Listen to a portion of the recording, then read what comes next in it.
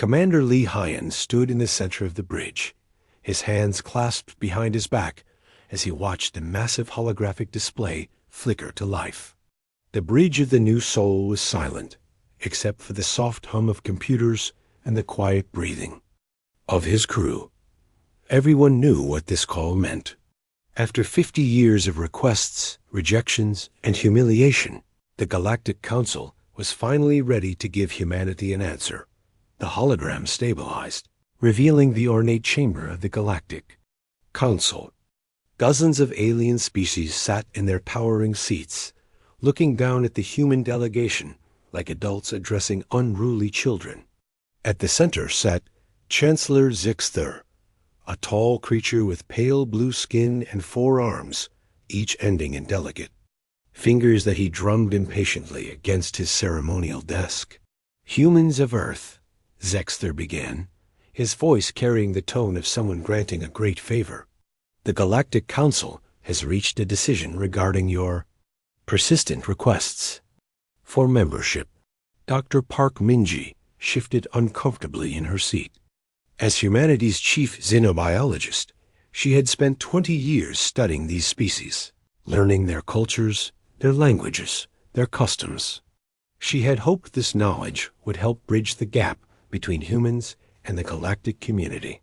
Now, watching the condescending expressions on the council members' faces, she wondered if she had wasted her time. "We are prepared to offer humanity associate membership," Zexter continued, pausing as if expecting cheers or gratitude. When none came, he frowned slightly. "This is a generous offer. Associate membership will grant you limited trading rights, access to certain technologies, and representation in minor council decisions." Commander Hyan's jaw tightened, but he remained silent. He had learned patience during his 30 years in space, fighting pirates, exploring unknown systems, and protecting human colonies while the council species enjoyed the safety his people provided. "Of course," Zexter added, his tone becoming more formal, "there are conditions. Humanity must demonstrate its commitment to civilized behavior by surrendering its military fleet to council oversight. Your weapons technology, while crude, has proven somewhat effective against pirates and other minor threats. We will ensure it is used properly." Engineer Cho Dae-ho, standing at the communications console, felt his hands clench into fists. He had designed many of the systems that made human ships so effective. The council called them crude, but they had never lost a battle when the odds were even close to fair. "Additionally," the Chancellor continued, "humanity will accept guidance from more experienced species in matters of governance, technology development, and cultural advancement. The Altarian Collective has volunteered to oversee your integration into civilized society." Commander Hyan finally spoke, his voice steady and calm. "And if we refuse these conditions?" Zexter's expression showed surprise, as if the question itself was absurd. "Refuse?" "Commander, you must understand the honor we are bestowing upon you. Most species wait centuries for even associate membership. We are offering this to humanity after only 50 years of observation." 50 years of rejection, Dr. Park Min-ji corrected quietly. The Chancellor waved one of his hands dismissively. 50 years of preparation. We needed to ensure humanity was ready for membership in galactic civilization. Your species has shown some progress, though you remain quite primitive in many ways. The words hit the bridge like a physical blow. Every human present had given their lives to serving not just their own species, but the galaxy as a whole. They had fought pirates that the council species were too afraid to face. They had explored dangerous systems that others deemed too risky. They had offered their knowledge, their culture, their friendship, only to be told repeatedly that they were not ready, not advanced enough, not civilized enough. "Let me give you an example," Zexter continued, apparently unaware of the growing tension in the human delegation. "Just last month, your forces engaged the Sakari pirate fleet, threatening the Kepler colonies. while your success was adequate. For primitives, the loss of 3 human ships showed the inefficiency of your tactics. Under proper council guidance, such losses could be avoided. Captain Kim So-ra, who had lost friends in that battle, felt her heart rate spike. The Sakari had outnumbered the human fleet 3-1, with superior weapons and shields. The fact that humanity had won it all was considered a miracle by military experts across the galaxy. Yet here was the Council, dismissing it as adequate for primitives. The Kepler colonies requested human assistance specifically, Commander Hyan said carefully. They had asked the Council for help first, for 6 months. Yes, well, Zexter shifted uncomfortably. The Council has many responsibilities. We cannot respond to every minor crisis immediately. It was fortunate that humanity was available to provide basic assistance. Basic assistance, Dr. Park Min-ji repeated, her scientific mind struggling to process the casual dismissal of human sacrifice. 3 council worlds, 7 million civilians saved, and you call it basic assistance. Doctor, the Chancellor said, with the patience of a teacher correcting a slow student, you must understand that more advanced species could have resolved the situation with no losses at all. Humanity did well considering your limitations, but this is precisely why you need council guidance. Admiral Jang Woo-jin, who had commanded the fleet during the Sakari engagement, stepped forward. Chancellor, with respect, no council species has engaged the Sakari directly in over 30 years. How do you know what losses they would have taken? The question seemed to annoy several council members. An insectoid representative clicked its mandibles impatiently. Because, Admiral, we have evolved beyond such crude solutions. Violence is the refuge of the primitive mind. Tell that to the families on Kepler Prime, Admiral Jang replied. Zexter raised his hands for silence. Enough. This discussion proves our point exactly. Humanity's focus on conflict and military solutions demonstrates your need for civilized guidance. Violence may sometimes be necessary, but it should never be the first choice of an intelligent species. Commander Hyan looked around at his crew, these people who had spent their lives serving others, protecting the innocent, exploring the unknown. He saw the hurt in their eyes, the confusion of people who had tried so hard to be worthy of acceptance, only to be told they were fundamentally flawed. Commander, Zexter said, his tone becoming impatient, we require an answer. The Council has been more than generous. Associate membership is an honor that most species would treasure. The bridge fell silent. Everyone waited for their commander's response.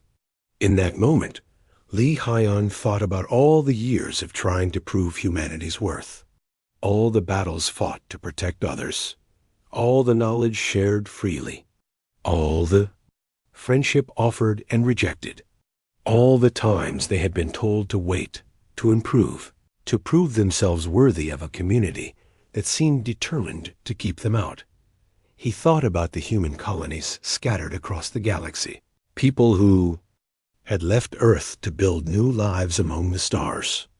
He thought about the explorers pushing into unknown space, the scientists making discoveries that advanced all species, the engineers designing systems that made space travel safer for everyone. And he thought about dignity. We decline, Commander, Hyan said quietly. The words fell into the council chamber like stones into still water. For a moment, no one moved. No one spoke. The idea that humanity would refuse their generous offer seemed impossible to comprehend. I'm sorry, Zexter said slowly. Did you say decline? Yes, Commander Hyan replied, his voice growing stronger. We decline your offer of associate membership. Engineer Cho Dae-ho moved to his console, beginning the process of ending the communication link. His fingers moved quickly across the controls, preparing to sever humanity's last official connection to the Galactic Council. Commander, the Chancellor said, his voice rising, you cannot be serious. This is the opportunity your species has sought for half a century. No, Commander Hyan said, looking directly into the Chancellor's 4 eyes. For half a century, we sought to be treated as equals. You have made it clear that will never happen. We accept your judgment. Dr. Park Min-ji stood up, her scientific instruments and cultural studies suddenly feeling like chains she no longer needed to carry. You've told us repeatedly that we're not good enough for your community. We believe you. This is madness, another council member shouted. You need us. You need our technology, our knowledge, our guidance. Admiral Zhang Wu-jin smiled grimly. Apparently not. We've managed fairly well on our own so far. Commander. Hyan raised his hand, and Engineer Cho Di-ho paused the disconnection sequence. The human commander looked one last time at the beings who had spent 50 years telling his people they weren't worthy. For 5 decades, you've made your position clear, he said. We're too primitive, too violent, too crude for your civilized community. Message received and understood. We won't trouble you with our inadequacy any longer. He nodded to Cho Di-ho, who completed the disconnection sequence. The holographic display flickered and died, leaving the bridge in relative darkness. For a long moment, no one spoke. Then Captain Kim So-ra asked the question that was on everyone's mind. What do we do now, sir? Commander Hyan looked out at the stars visible through the bridge's main window. Captain Kim So-ra stood on the observation deck of the colony ship Bison Hope, watching the last human transport vessels gather in the staging area above New Terra. 6 months had passed since. Commander Hyan delivered humanity's final message to the Galactic Council, and now the great exodus was finally happening. Her ship carried 50,000 civilians, but she was just one captain among hundreds leading humanity's departure from Council space. The sight was both magnificent and heartbreaking. Massive colony ships floated in perfect formation, there, hulls gleaming under the light of New Terra's twin suns. These weren't military vessels built for war, but homes built for families. Each ship contained entire communities, schools, hospitals, parks, shopping centers, everything needed for human life among the stars. Now they were all leaving, heading for the unknown regions beyond the galactic rim.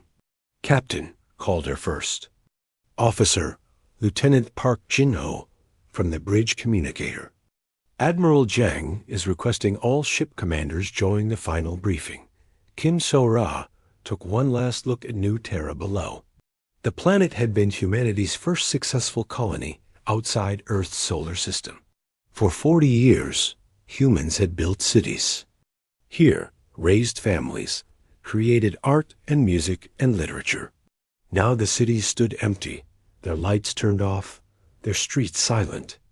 The humans had taken everything they could carry and left the rest behind. She made her way to the bridge, where the holographic display showed Admiral Zhang Wu-jin's weathered face addressing hundreds of ship commanders simultaneously. Behind him, she could see the bridge of his flagship, the military escort vessel Incheon Guardian. Captains, Admiral Zhang began, his voice calm but tired. In 30 minutes, we begin the final phase of Operation New Horizon. Our destination is the Kepler Arm, approximately 800 light-years beyond current Council territory. Long range. Surveys suggest several habitable systems in that region. Captain Lee Min-soo of the Daegu Dream raised his hand. Admiral, what about Council interference? Will they try to stop us? Admiral Zhang shook his head. Our monitoring stations report no Council military movement toward our departure routes. It appears they're content to let us leave without interference. This surprised many of the captains. They had expected at least some attempt to prevent humanity's exodus, if only to maintain the Council's authority. The complete lack of response suggested something more unsettling. The Council genuinely didn't care if humanity left. What about our trade partners? asked Captain O.U. Jin from the Ulsan Explorer. The Meridian Collective, the Free Traders. Union? They've been good to us over the years. Many of them tried to convince their governments to intervene on our behalf, Admiral Jang replied. But the Council made it clear that any species supporting humanity's membership bid would face economic sanctions. Most couldn't afford to take that risk. Captain Kim So-ra understood. The Council controlled access to the most advanced technologies, the safest trade routes, and the largest markets. Any species that defied them risked being cut off from galactic civilization entirely. She couldn't blame the smaller governments for choosing survival over friendship. However, Admiral Jang continued, several independent traders and some government officials have provided us with star charts and resource data for the regions we're heading toward. They couldn't help us stay, but they're helping us leave safely. The briefing continued with technical details about navigation, supply management, and emergency procedures. But Captain Kim So-rae found her mind wandering to the larger implications of what they were doing. An entire species, nearly 20 billion humans spread across dozens of worlds, were abandoning known space to start over in the galactic wilderness. After the briefing ended, she walked through the corridors of her ship, checking on the families under her care. In the residential sections, children played in the recreation areas while their parents tried to hide their anxiety. These people had given up everything, homes, businesses, entire lives, because their leaders had chosen dignity over submission. She found herself in the ship's main community center, where engineer Cho Di-ho was giving a presentation to a group of teenagers about their destination. Cho had been transferred from the New Sol to help with the technical aspects of the Exodus. The Kepler arm is mostly unexplored, he explained to the attentive students. We know there are at least 12 systems with potentially habitable planets, but we won't know what we'll find until we get there. You'll be among the first humans to see these new worlds. Girl raised her hand. Engineer Cho, will we ever come back to Council space? Cho paused, considering his answer carefully. That's not our choice to make alone. If the Council ever changes its mind about treating humans as equals, then maybe. But for now, we're focused on building new homes in new places. Another student asked, what if we find other aliens out there? Aliens who aren't part of the Council? Then we'll try to be better neighbors to them than the Council was to us, Cho replied simply. Captain Kim So-ra smiled at this answer. Even in the midst of exile, humans were thinking about how to avoid repeating the mistakes they had experienced. She made her way to the ship's science department, where Dr. Lim Hae-jin was working with a research team. Dr. Lim had been one of the galaxy's leading experts on alien diseases and had saved countless lives during various plague outbreaks over the past decade. Now she was preparing for the medical challenges of settling unknown worlds. Captain, Dr. Lim greeted her, looking up from a microscope. We're analyzing the biological samples from the Kepler arm survey probes. So far, nothing that looks immediately dangerous to human health, but we'll need to be careful during the first few years of settlement. What about the medical facilities we're leaving behind? Captain Kim So-ra asked. The research labs, the hospitals, the university medical programs? Dr. Lim's expression grew sad. Gone. The Council never appreciated human medical research anyway. They said our approaches were too aggressive, too willing to take risks. Maybe they'll understand their value when the next plague outbreak happens. And we're not there to help stop it. This was the reality that none of the Council species seemed to grasp. Humanity wasn't just leaving with their people. They were taking their knowledge, their innovations, their contributions to galactic civilization. Systems that had been improved by human engineering would slowly degrade without maintenance. Medical techniques developed by human doctors would be forgotten. Cultural exchanges that had enriched Council society would simply end. Captain Kim So-ra visited the ship's cultural center, where historian Bei Jin-woo was working with volunteers to preserve human achievements in council space. They were creating digital archives of everything humanity had contributed: scientific papers, artistic works, technological innovations, philosophical writings. "We want future generations to know what we accomplished here," Bei explained, gesturing to the massive data storage units. "Even if the council forgets, we won't." "Do you think they will forget?" Captain Kim So-ra asked. Bei considered this. "Not immediately. But over time, as their systems start failing and they can't figure out why, they might remember that humans used to maintain those systems. When their medical response times slow down because they don't have human epidemiologists, they might remember Dr. Lim's teams. When their trade routes become less efficient without human logistics expertise, they might remember us. And then they'll probably blame us for sabotaging their systems before we left," Bei said with bitter humor. "It'll be easier than admitting they were wrong." As departure time approached, Captain Kim So-ra returned to the bridge. Through the viewports, she could see the massive human fleet beginning to move. Hundreds of ships, from tiny personal transports to enormous colony vessels, all heading toward the edge of known space. "Captain," Lieutenant Park Jin-ho reported, "we're receiving final clearance from Admiral Zhang. All ships are ready for departure." She settled into her command chair and activated the ship-wide communication system. "Attention, citizens of the Hope. We are beginning our journey to a new home. It won't be easy and it won't be familiar, but it will be ours.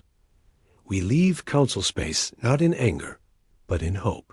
We go to build something better."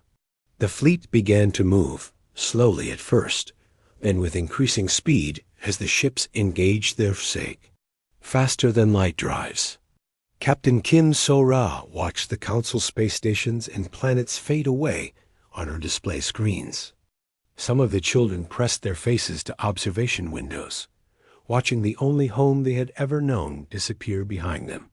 "Course laid in for the Kepler arm," reported the navigation officer. "Estimated travel time, 47 days.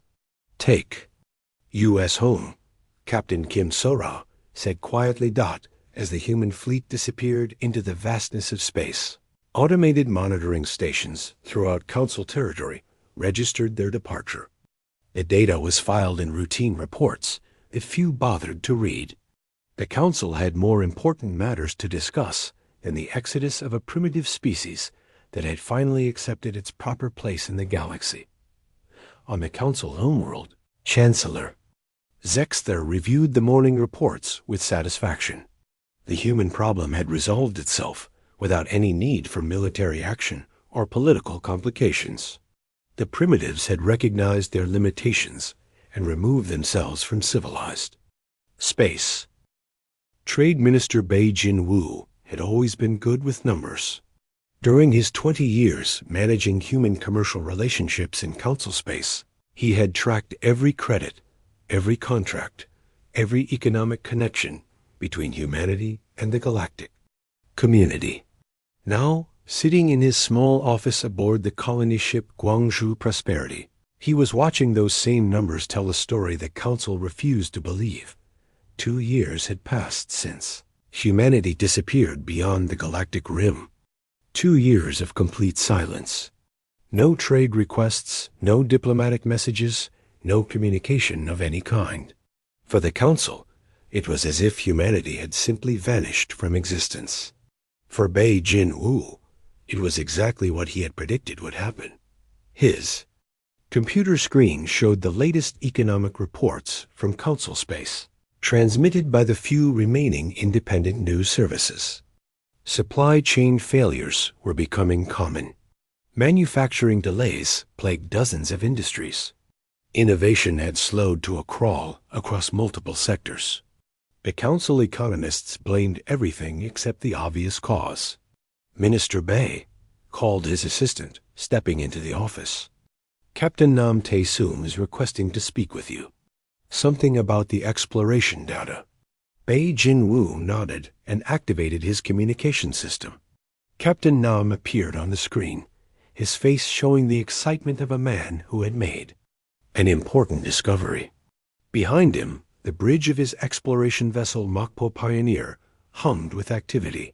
"Minister," Captain Nam began, "you need to see what we found out here. It's not just habitable worlds. There are ruins. Ancient ruins. On at least 6 different planets. And the technology?" He paused, shaking his head in amazement. "It's beyond anything the Council has."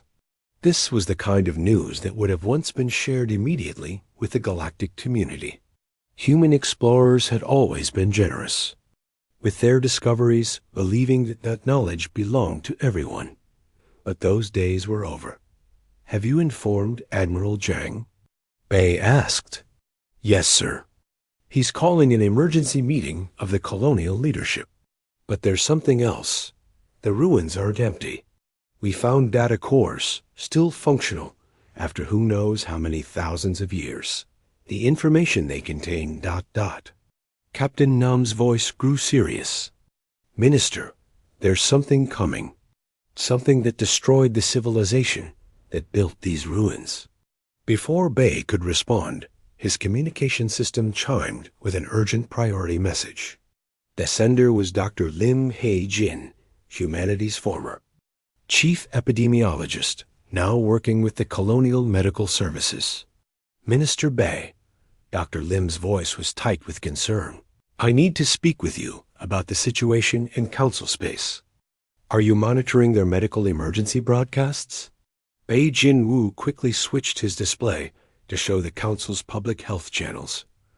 What he saw made his blood run cold. 3 Council worlds were reporting outbreaks of something called the Meridian Plague. The infection rates were climbing exponentially, and their medical experts seemed completely unable to control the spread.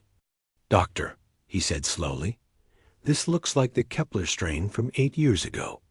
"It's worse," Dr. Lim replied grimly. "It's evolved. The treatment protocols I developed for the Kepler outbreak would work here, but..." She paused, and Bei could see the frustration in her eyes. "I published those protocols in the Council medical database, but apparently no one there understands how to implement them properly."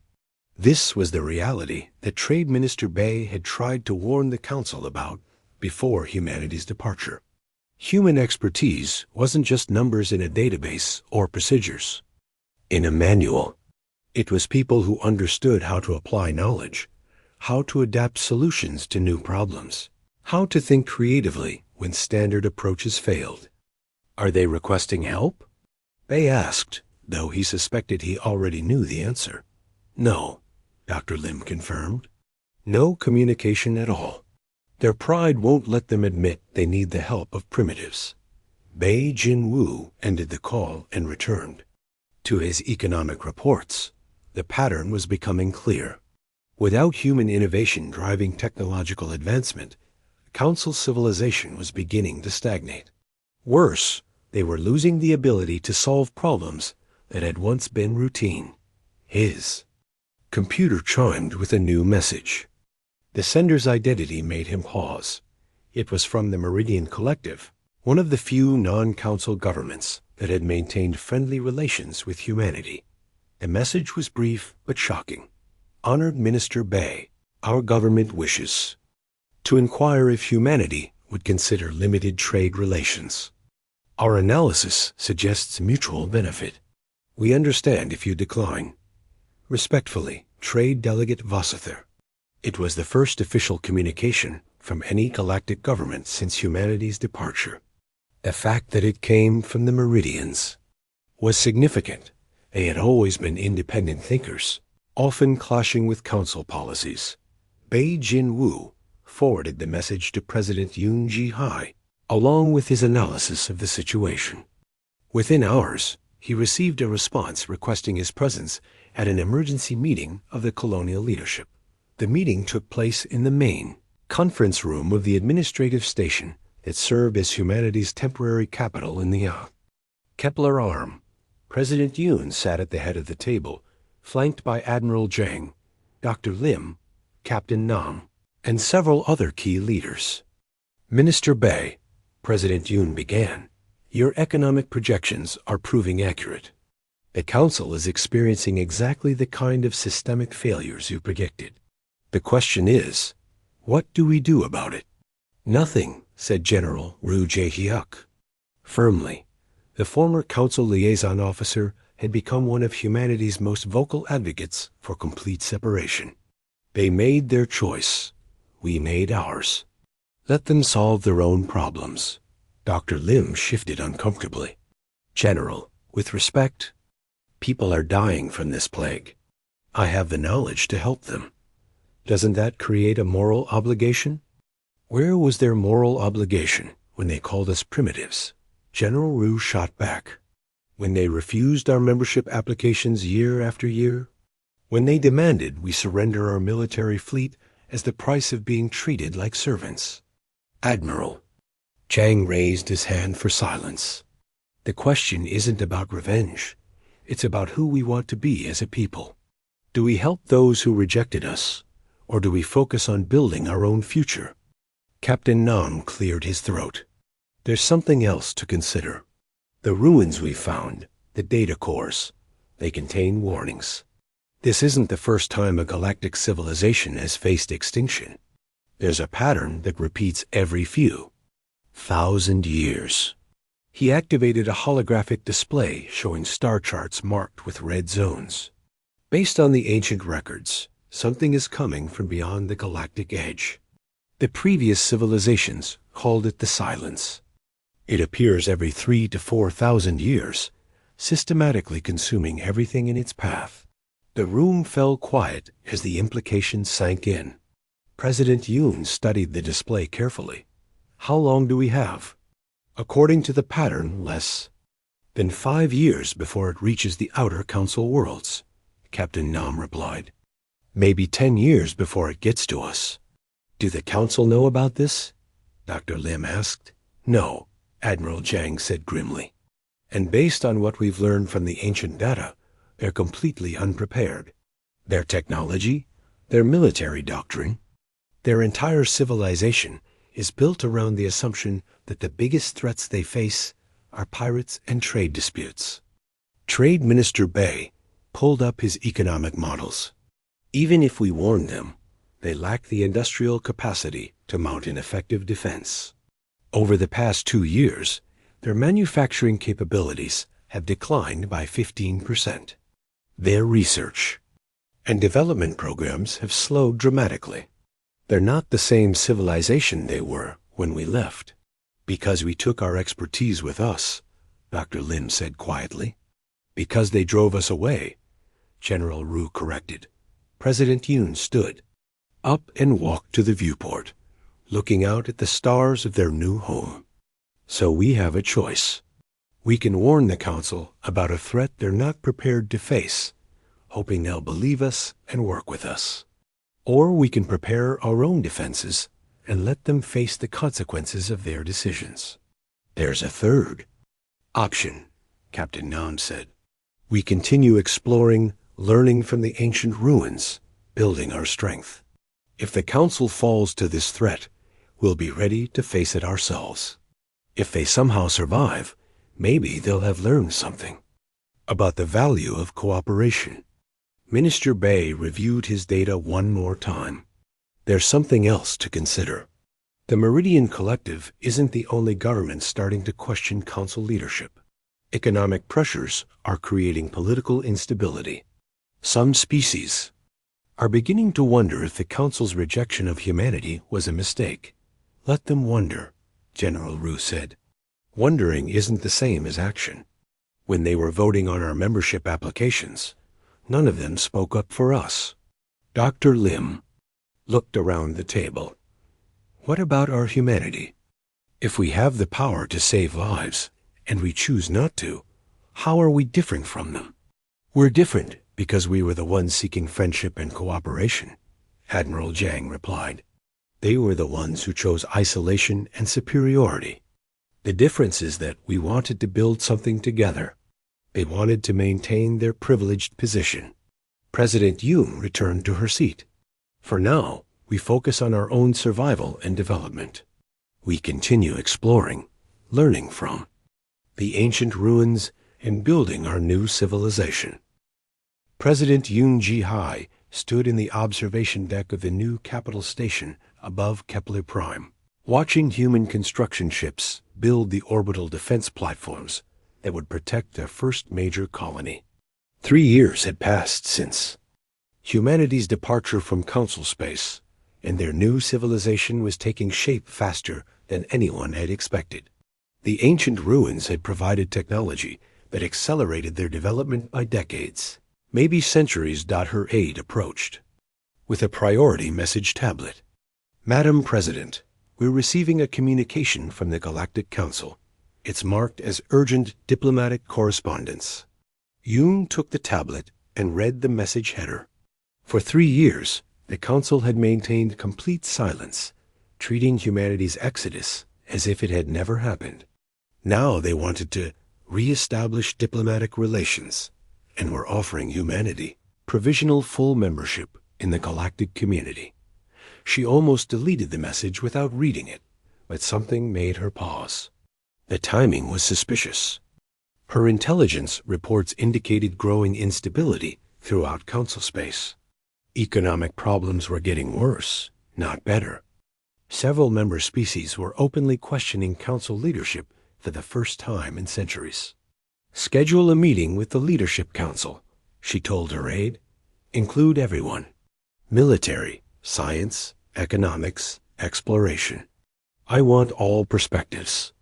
On this, as her aide left to arrange the meeting, President Yoon returned to watching the construction outside.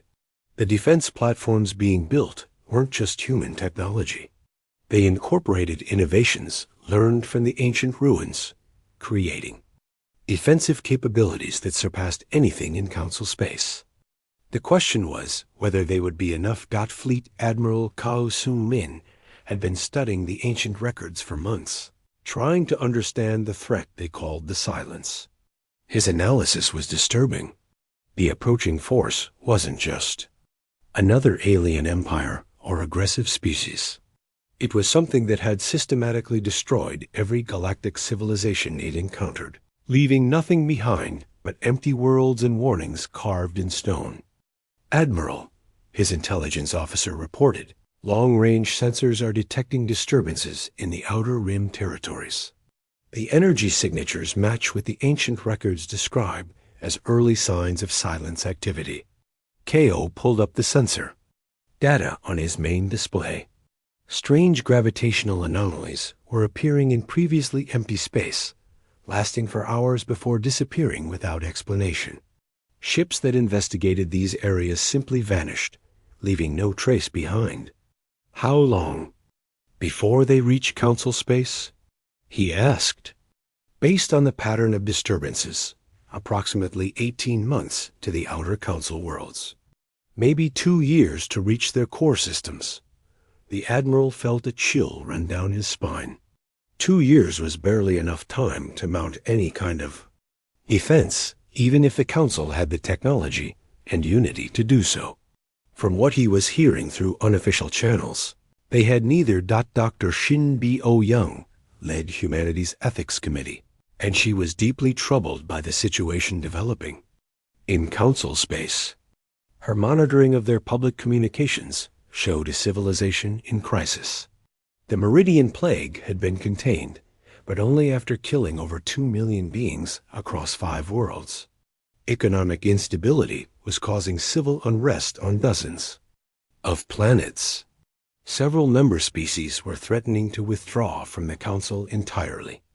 We have to help them, she argued during the emergency leadership meeting. Yes, they treated us badly. Yes, they rejected us.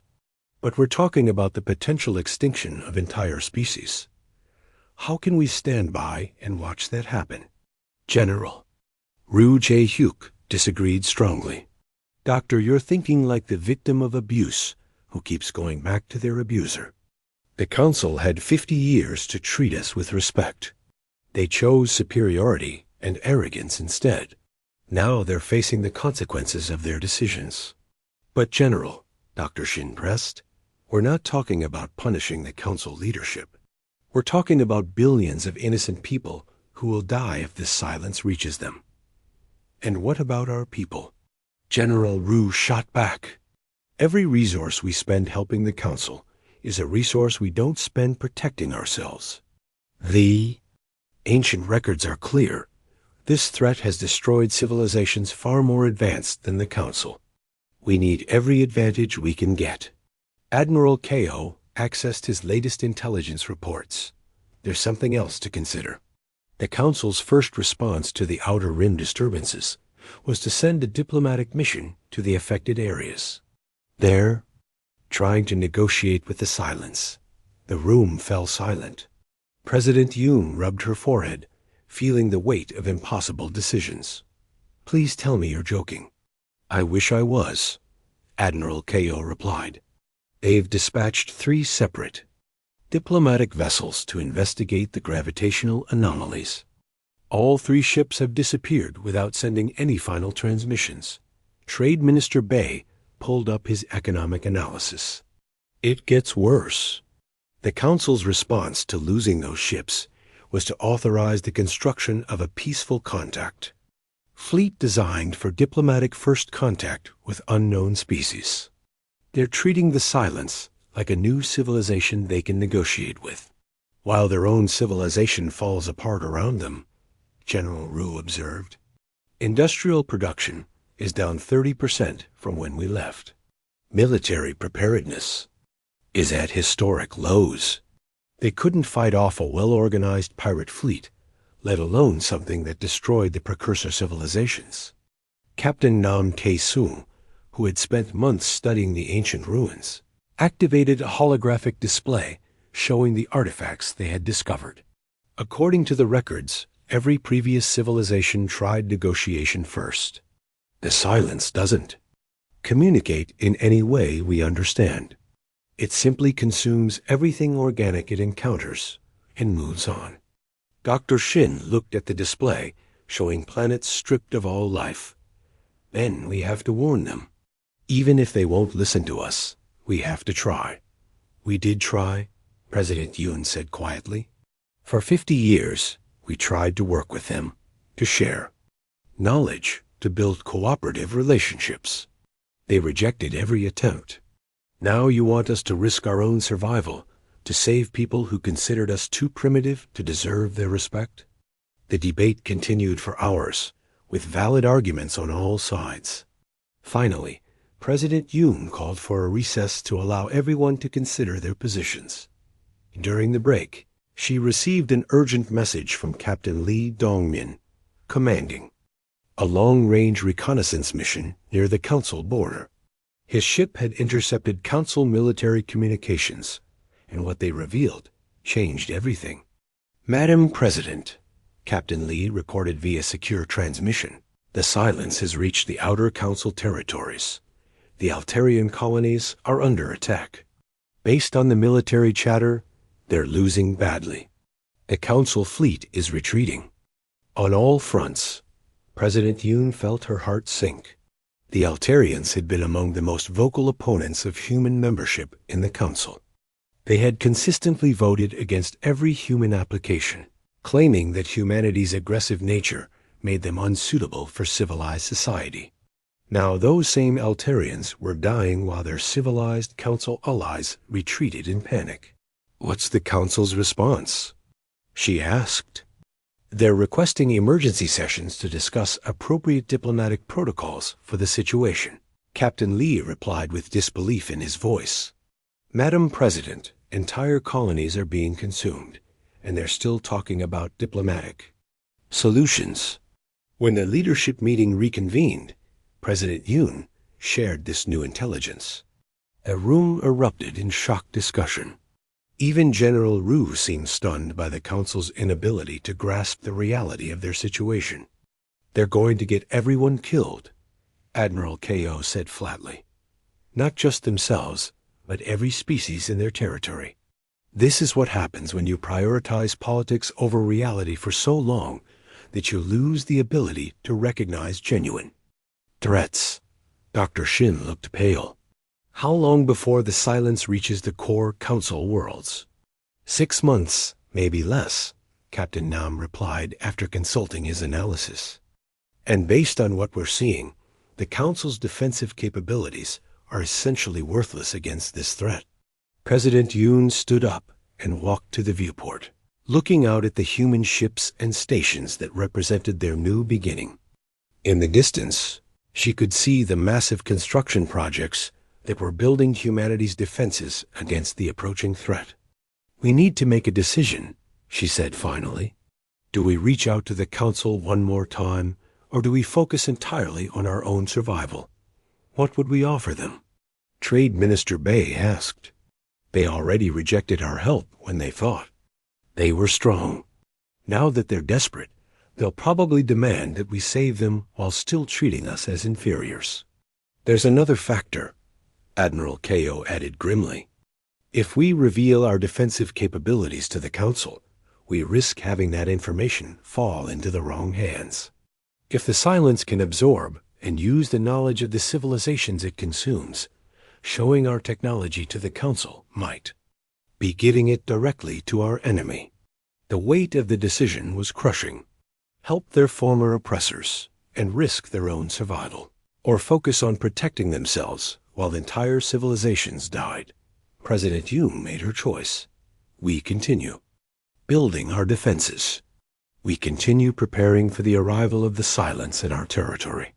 And we wait. Fleet Commander Park Dong-jun watched the emergency transmission from the Galactic Council with the same expression he might use to observe an interesting insect. Around him, the assembled leadership of humanity sat in complete silence as Chancellor. Zexther's image flickered on the main display of the command center. The Chancellor looked nothing like the arrogant being who had dismissed humanity 3 years earlier.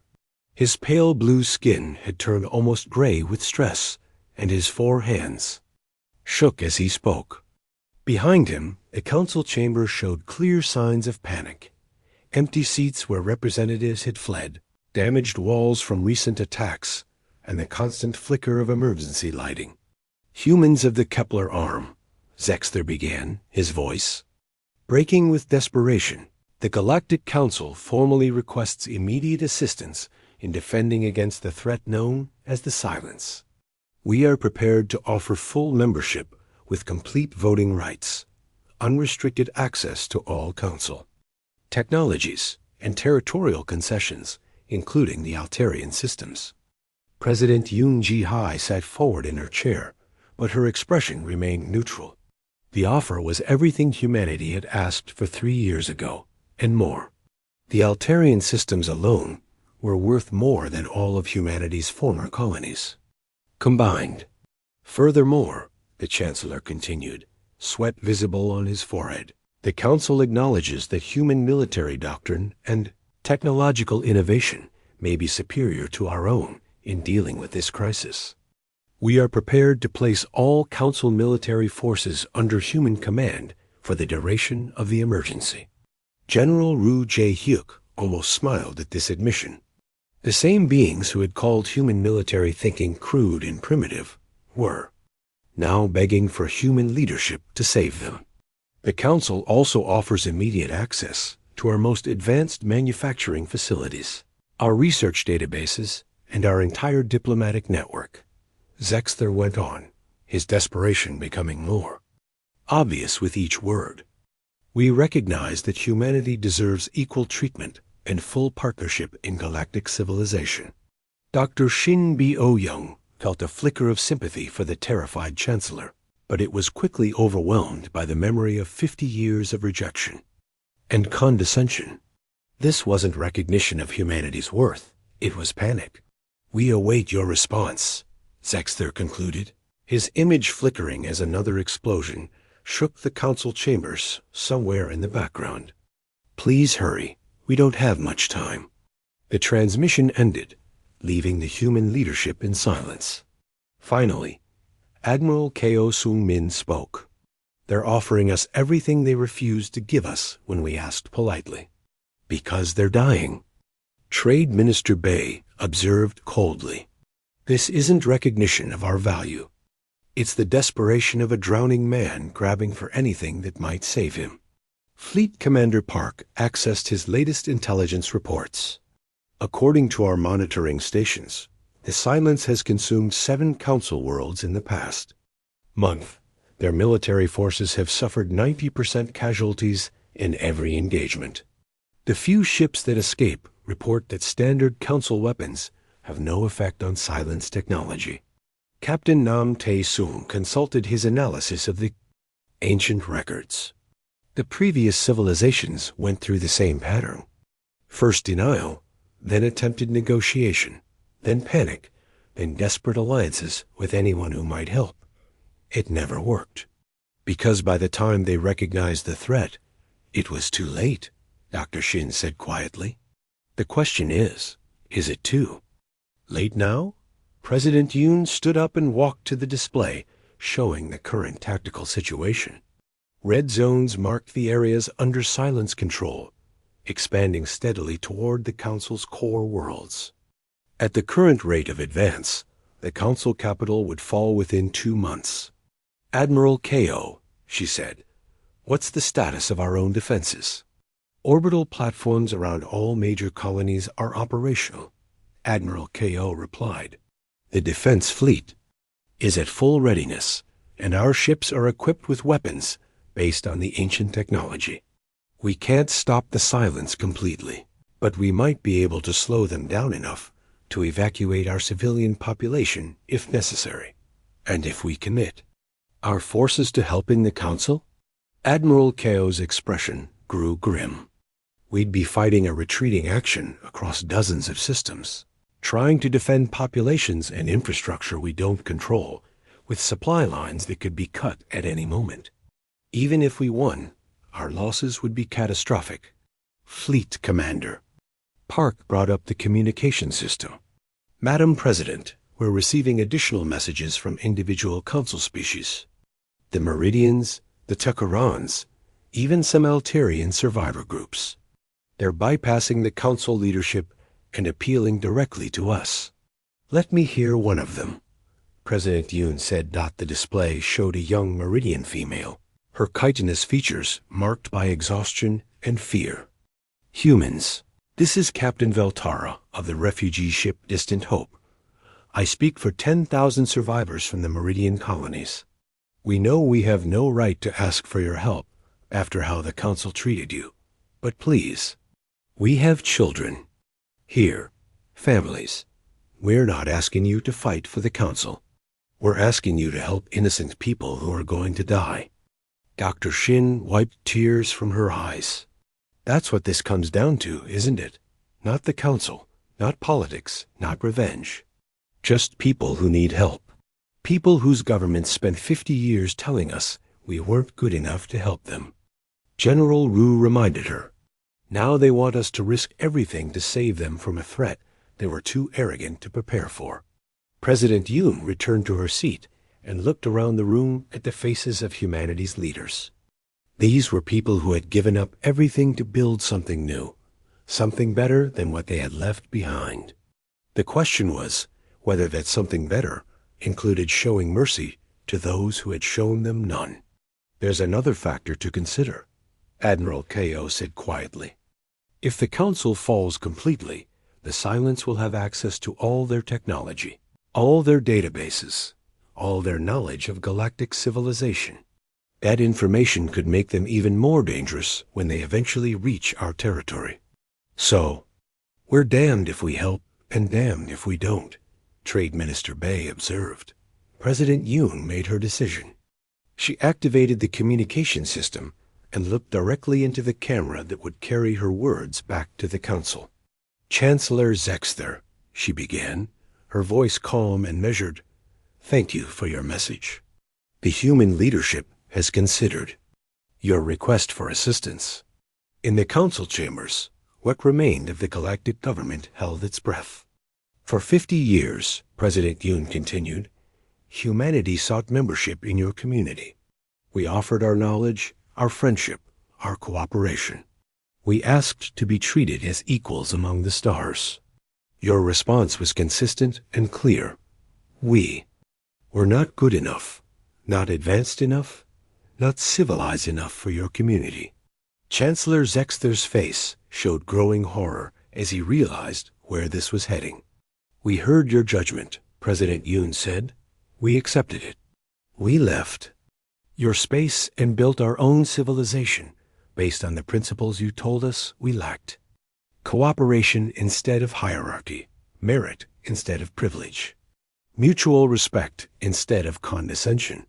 Please, Chancellor Zexter whispered, though the transmission was one way. You now face a threat that we saw coming and prepared for while you dismissed our warnings as primitive paranoia. You want our help? Our advanced defensive systems that you called crude? Our military strategies that you called brutish? Our unity that you called chaotic?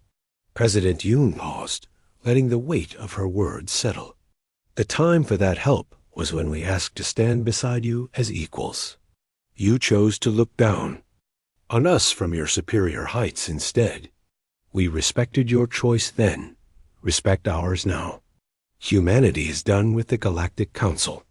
She ended the transmission and turned to face her leadership team. Admiral Ko, continue preparing our defenses. Captain Nam, I want those ancient ruins stripped of every bit of useful technology. Minister Bay, contact the independent governments and refugee groups. Let them know that any species willing to treat us as equals is welcome to join our alliance. And the Council, Dr. Shin asked. The Council made its choice 50 years ago, President Yoon replied. We're making ours now. As news of humanity's refusals spread throughout the galaxy, the reactions were swift and telling. Some species condemned humanity as heartless and cruel. Others quietly began sending diplomatic overtures to the Kepler arm, recognizing that humanity represented the future while the Council represented the past. The silence continued its advance, consuming world after world as the Council's defenses crumbled. Their final transmission was a simple automated distress beacon, broadcasting into the void as their capital world fell. Sensor technician Lee Soo-jin noted the signal's reception and filed it in the archives under historical interest only. Then she returned to monitoring the sensors that watched for threats to humanity's new home. 6 months later, the first refugee ships began arriving in the Kepler arm. They carried survivors from dozens of species, people who had lost everything, to the silence. Some came with anger and demands, expecting humanity to serve them as the Council once had. These were politely directed to other regions of space, not ours, came with humility and gratitude, willing to contribute their skills and knowledge to building something better than what they had lost.